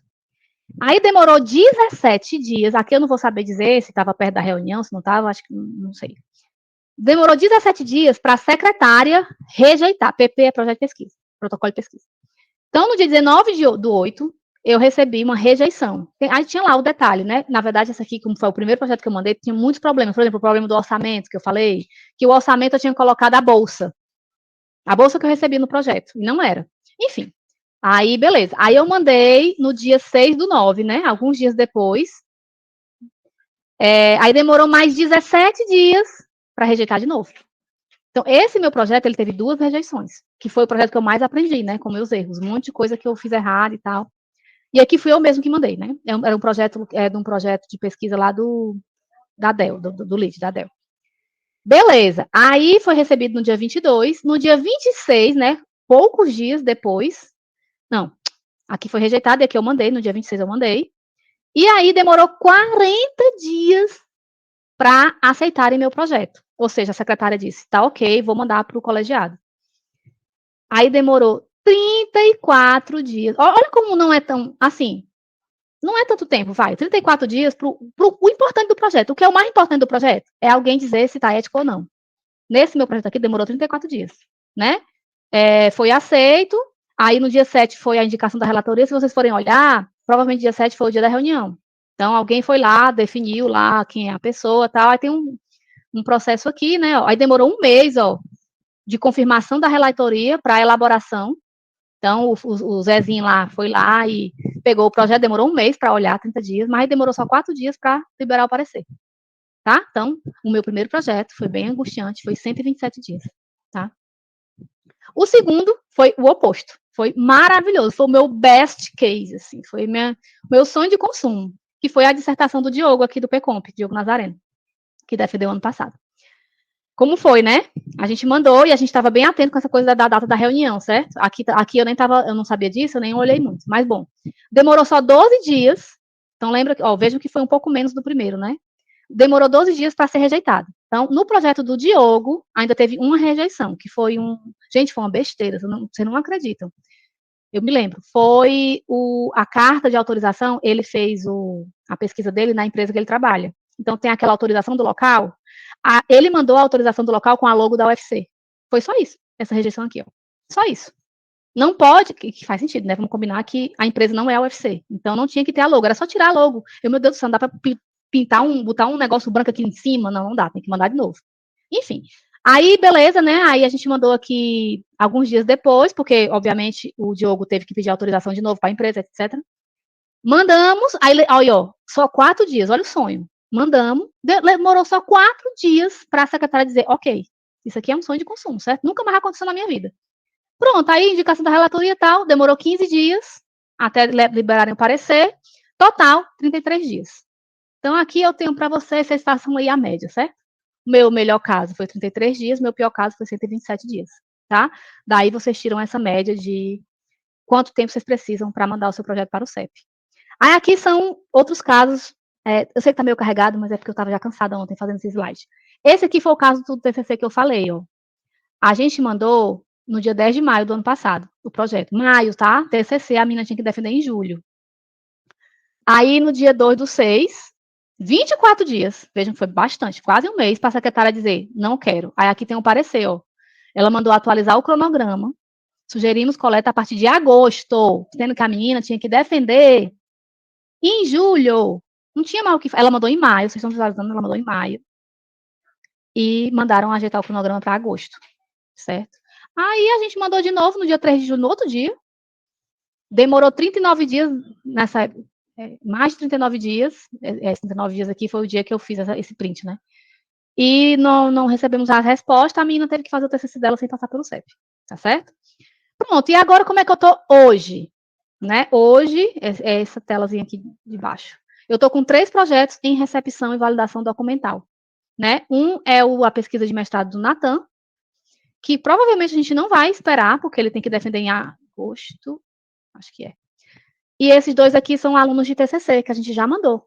TCC, e está em recepção documental, né? A do Natan, que é essa aqui, a gente mandou no dia 13 de maio, e não recebemos nenhuma resposta ainda. Que maio? 13 de março, né? Já fez mais de um mês, e está aqui submetido, né?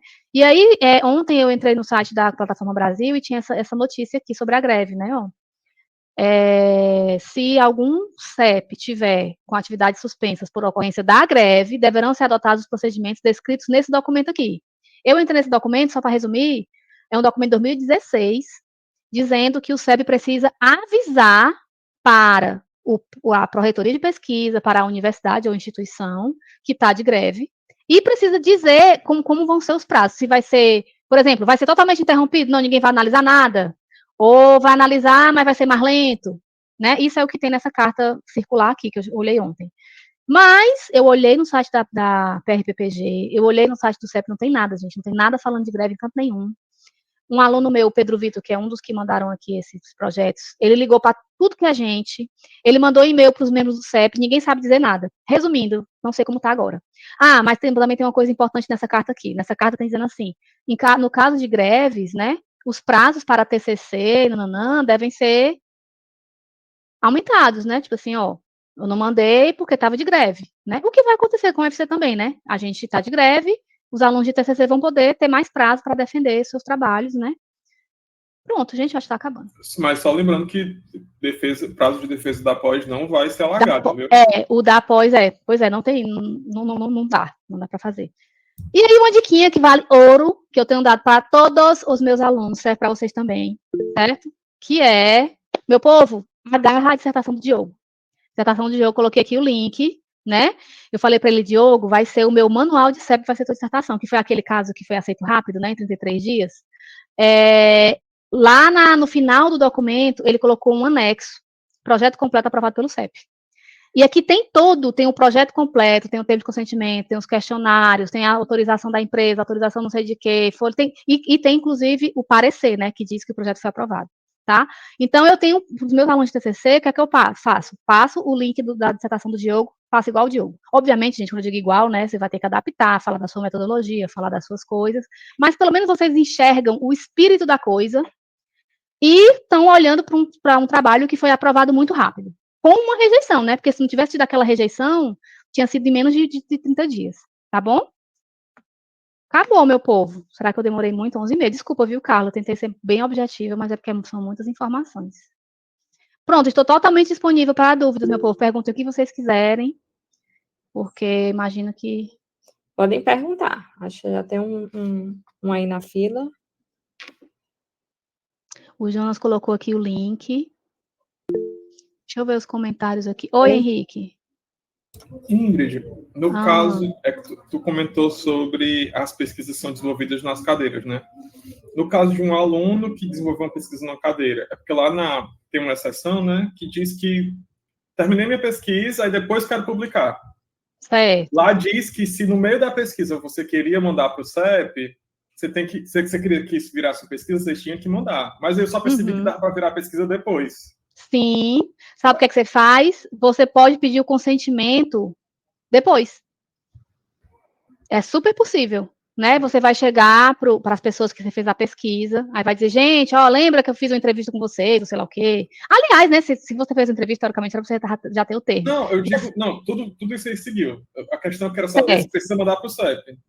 Precisa, porque vai virar uma pesquisa, só o que é que você vai dizer? No CEP, você vai dizer, ó, eu fiz uma pesquisa, não tinha um objetivo de pesquisa científica, tu vai contar a história para trás. Eu fiz esses estudos aqui, eu segui essa metodologia, né?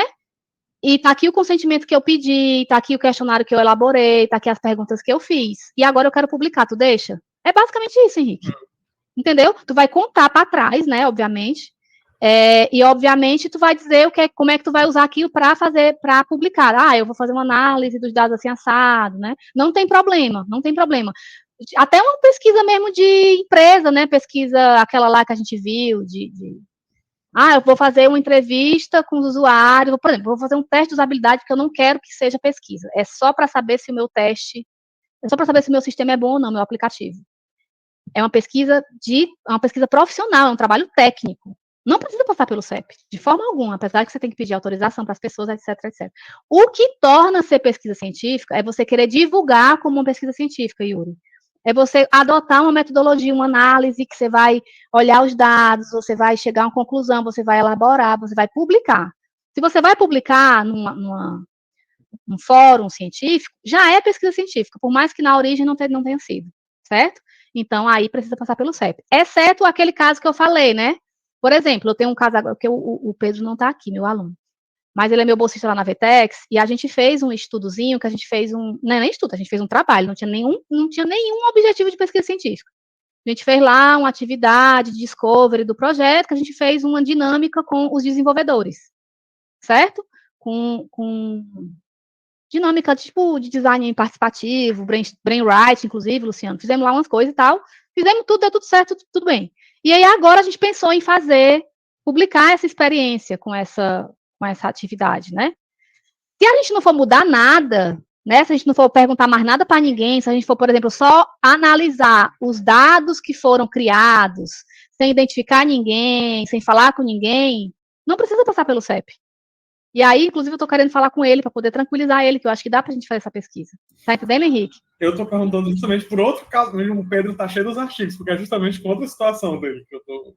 Podemos analisar, né? Se for nesse caso de que não dá para identificar e que você não vai coletar, você não pode coletar mais nada, você não pode mudar nada da rotina da pessoa.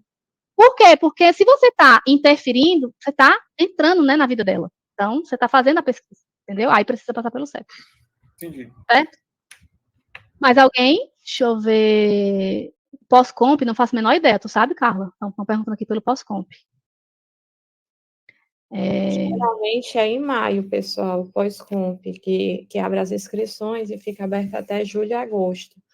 Aí, geralmente, a prova é em setembro, se eu não me engano. Deixa eu ver aqui como é que tá. Ah, o Emanuel tá respondendo aí. A aplicação, né? Mas a prova a inscrição é bem antes, né? É bem antes, é. Mais alguma pergunta, gente? Agora sim, ó. Eu acabei não detalhando muito. Ah, acabou de abrir. Ah, olha aí. 24/4 a 24/8. Ah, então tem até agosto. Outra coisa é que você pode solicitar, quando você solicita com antecedência, tem uma parte de vulnerabilidade social. Você pode pedir isenção, né? Pode pedir isenção, exatamente. Porque a prova é 100 e pouco, né? Ela é um pouco carinha. Então, para os alunos de graduação que às vezes realmente, né, que tem essa vulnerabilidade social, pode ser solicitado isso. Eu acabei de lembrar de outra coisa. Eu falei pesquisa com MIT e tal. Eu cheguei a ver uma vez, tem uma resolução que fala do CEP, resolução do CNS, que fala, ou é um ofício circular, não sei bem, sobre coletar o consentimento de forma digital, certo? Eu não vou saber explicar, gente, porque eu não olhei a resolução, mas tem lá, vocês podem depois dar uma olhada. O que eu costumo fazer é, ou você manda, tem 3 opções, você manda o papel, a pessoa assina e devolve, PDF assinado, isso sem ser o físico, né? Ou você manda por e-mail e a pessoa responde no e-mail que aceita participar da pesquisa, papapá. E a outra forma que eu vejo também algumas pessoas usando é mandando um link para um formulário com todo o texto do termo, né? E dizendo se concorda. Certo? Eu acabei não detalhando aqui os detalhes, né? Talvez, enfim, se vocês forem fazer pesquisa com o ser humano, vocês vão ter dúvida. Isso é ético, isso não é ético, né? A minha dica é, olhem o que está lá na resolução, lá tem tudo. O livro da Simone, aquele nosso livro de HC, tem um capítulo só sobre aspectos éticos em pesquisa. Ela também explica tudo, sobre anonimato, privacidade, confidencialidade. Por exemplo, direito de desistência. As pessoas podem desistir a qualquer momento de participar da pesquisa. Quando eu digo a qualquer momento, é a qualquer momento mesmo. Pode ser antes, durante ou depois, né? Então, por exemplo, você já pegou o consentimento da pessoa, ela já lhe entregou a autorização, e você está lá analisando os dados e a pessoa diz que não quer mais participar. E você tem que tirar o dado dela, você apaga, faz com que ela não existiu na sua vida de pesquisa, né? Isso é permitido, isso é permitido. Isso é, espera aí só um instante.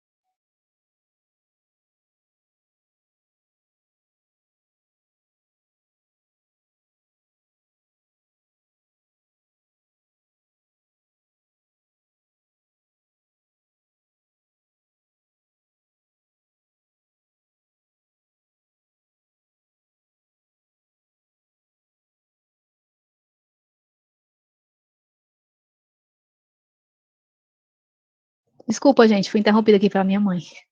Sim. Então, essa coisa de poder desistir da pesquisa, né? Enfim, tem muitos detalhes que eu acabei não trazendo para cá, tá? Então, o primeiro de tudo, vocês têm que entender que o primeiro de tudo é a gente aprender a fazer uma pesquisa de forma ética, né? E as outras coisas que eu estou falando aqui são consequências, né? Você mandar para o CEP, você fazer uma publicação e poder dizer que aquela sua pesquisa passou pelo CEP, né? Ela é muito mais valorizada, né? Ela é vista com outros olhos, porque, assim, outra pessoa já olhou aquela pesquisa, entendeu? Então, é muito importante. Oi, Marcelo. Oi, Ingrid, tudo bem? Eu não sei, eu cheguei um pouquinho depois, aí eu não sei se tu chegou a comentar, mas também para salientar no protocolo, né, sobre a questão dos possíveis auxílios, né, que durante a avaliação... Boa, posso comentar. Uhum. Tem um dos princípios que está lá na resolução é em relação a incentivos, né? Então, assim, a princípio não. Nenhuma pesquisa envolvendo seres humanos, pesquisa científica, deve ser remunerada. Ela deve ser completamente voluntária. Essa é uma regra do CNS, é uma regra do Brasil. Em outros lugares do mundo, existe a remuneração para a realização da pesquisa, né? Que tem, inclusive, isso é muito criticado, certo? As pessoas dizem, mas é sacanagem, a gente vai ocupar o tempo da pessoa, ela não vai ganhar nada com isso, né? Então, por exemplo, vocês já devem ter visto por aí convites de pesquisa que prometem coisas. Eu vou dar se você participar, você vai ganhar um gift card da Amazon. No Brasil é proibido, se for uma pesquisa científica, tá? De novo, pesquisa científica. Se for uma pesquisa de mercado, a empresa faz o que ela quiser, certo? Assim, né? Obviamente, ela tem que ser ética por princípios, né? Mas não pela resolução, certo? Então, assim, remuneração é proibido. Nenhum tipo de remuneração. Agora, você pode ter ajuda de custo, que é isso que o Marcelo está comentando. Então, por exemplo, lá em Quixadá, a gente tem, porque eu estou em Fortaleza, lá em Quixadá, a gente tem o nosso laboratório de usabilidade. Vou chamar as pessoas para fazer um teste de usabilidade, né? E elas vão ter que se deslocar até o campus. Eu posso pagar um táxi, eu posso pagar um mototáxi, eu posso ir buscar, inclusive, a pessoa, eu posso ressarcir mesmo, tipo assim, tá aqui o dinheiro do mototáxi, sei lá. Ou eu posso dar um lanche, se for um experimento longo, eu posso dar uma refeição, eu posso pagar uma refeição, isso, tudo bem. Posso, né? Então, isso não é nem ajuda de custo, é um ressarcimento pelo custo gerado, né? Não é ajuda de custo, é você pagar pelo que a pessoa gastou. Isso é ok. E isso precisa estar no orçamento. Você vai lá botar no orçamento despesas com deslocamento dos participantes, certo? Mas só isso. Agora sim, gente, eu, por exemplo, já dei brindes, tá? Um chocolate, uma caneta, uma coisinha que não caracterize uma remuneração, é só uma forma de agradecer, e você não vai condicionar a pesquisa, você não vai nem divulgar, você não vai nem dizer, venha participar que você vai ganhar tal coisa. Não, você não fala. Depois que a pessoa terminar o teste, você agradece, muito obrigado por participar, tá aqui um brindezinho, eu já ganhei caneta, né, coisinhas assim, pode ser, mas remuneração não pode, tá bom?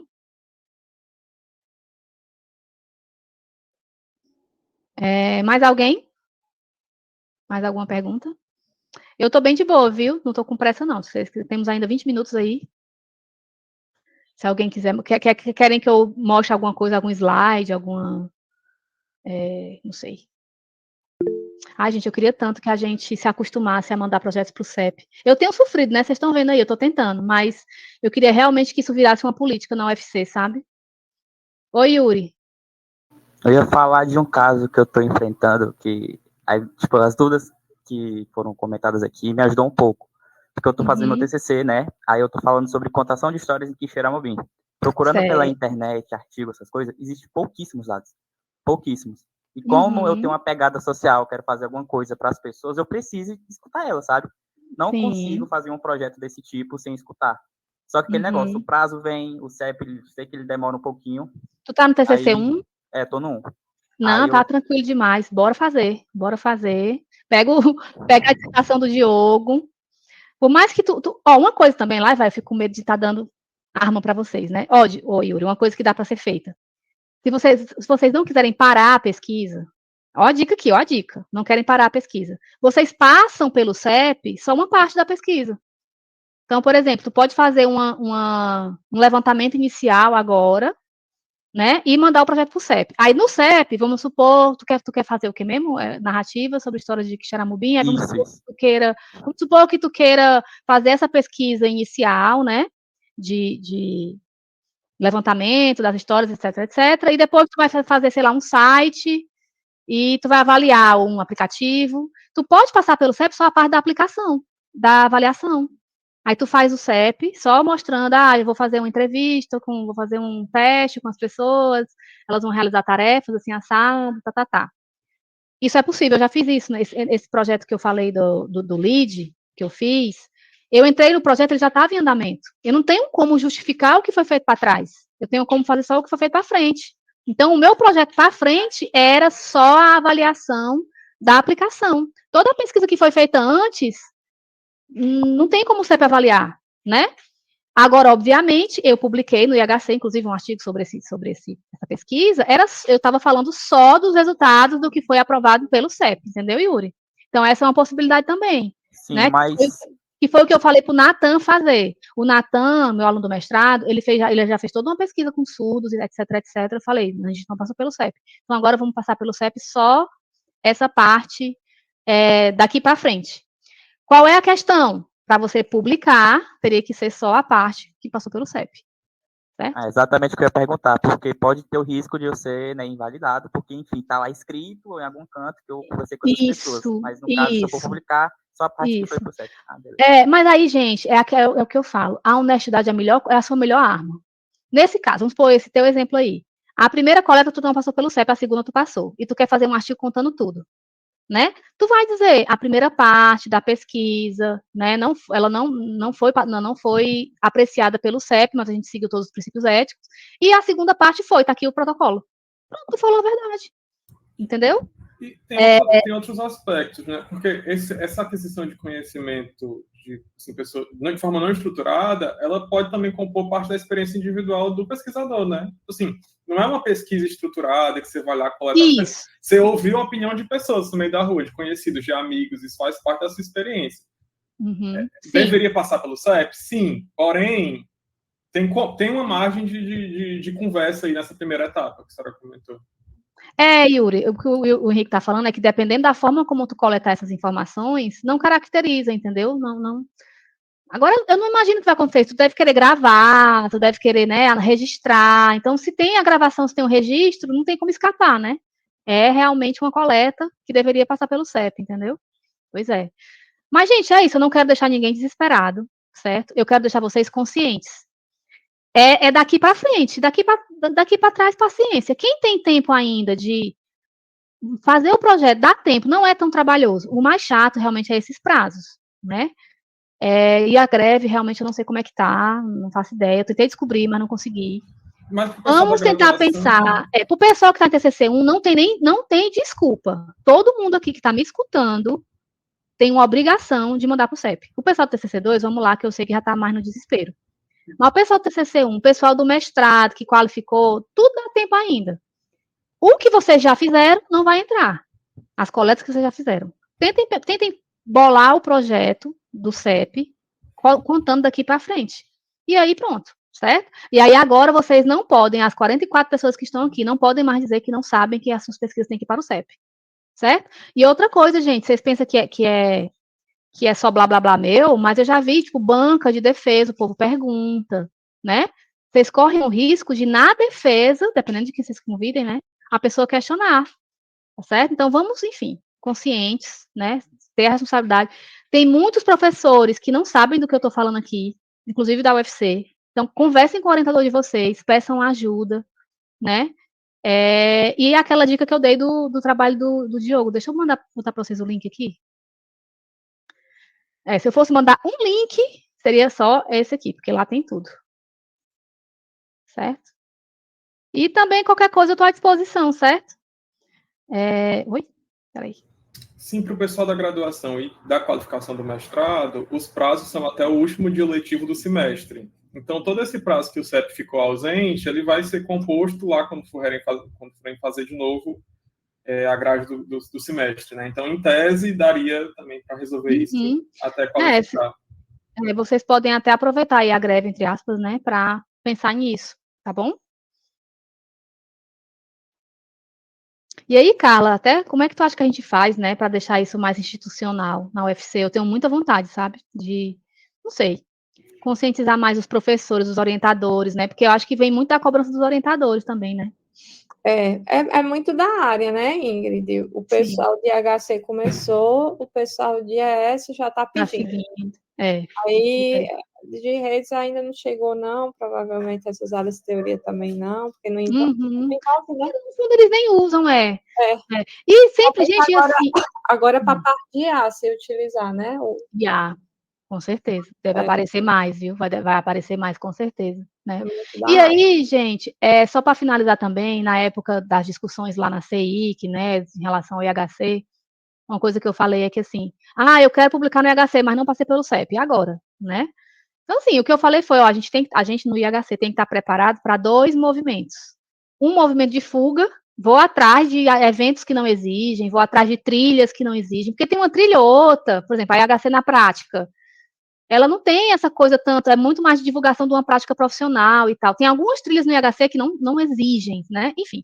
Então, vai haver uma fuga para as trilhas secundárias, e para eventos que não exigem ainda, ou vai haver uma fuga dos usuários, né? Tipo assim, vou fazer revisão sistemática, vou fazer uma avaliação por inspeção, que não precisa do participante, vou fazer uma avaliação em comentários de usuários na rede social, sei lá, nas Play Store, na loja de aplicativo. Então, eu acho que vai acontecer isso esse ano, né? A gente ainda tá acontecendo aí, mas deve ocorrer isso.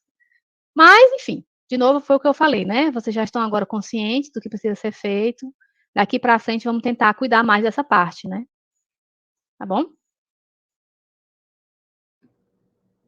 Pronto. Pessoal, acho que é isso. Eu coloquei aqui só um link, né? Só para o pessoal de graduação mesmo. Tá errado o título da palestra, mas podem preencher que eu pedi para o pessoal contabilizar, tá? Para a palestra. E a outra coisa é... O Patrício tá por aqui?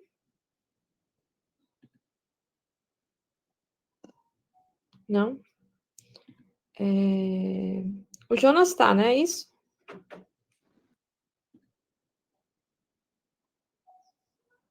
O Jonas tá? Ok. Ok. E Larice? Larice tá por aqui?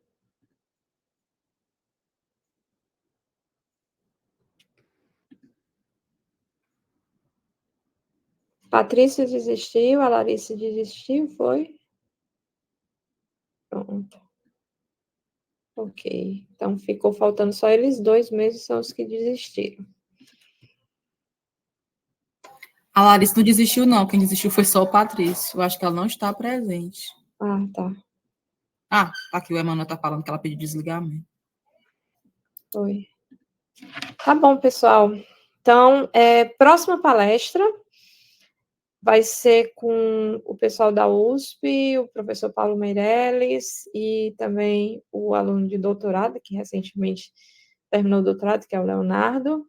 Eles vão falar sobre DevOps, tá? O pessoal da área de engenharia de software, quem tiver interessado, eu vou divulgar, tá? Eles recentemente escreveram um livro, ganharam vários prêmios, tiveram periódicos no Transaction Engineer, então, enfim, foi uma pesquisa aí de sucesso. E, Ingrid, muito obrigada aí pela palestra, foi ótima, viu?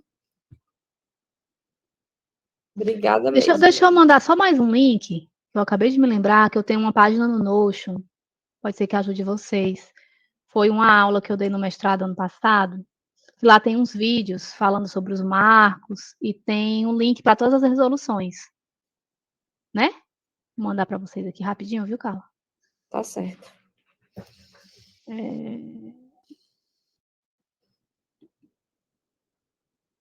Peraí que tá abrindo aqui. Deixa eu ver se eu consigo. Se vocês não conseguirem acessar por algum motivo, eu não sei se esse link ainda funciona. Você manda um e-mail para mim que eu ajudo.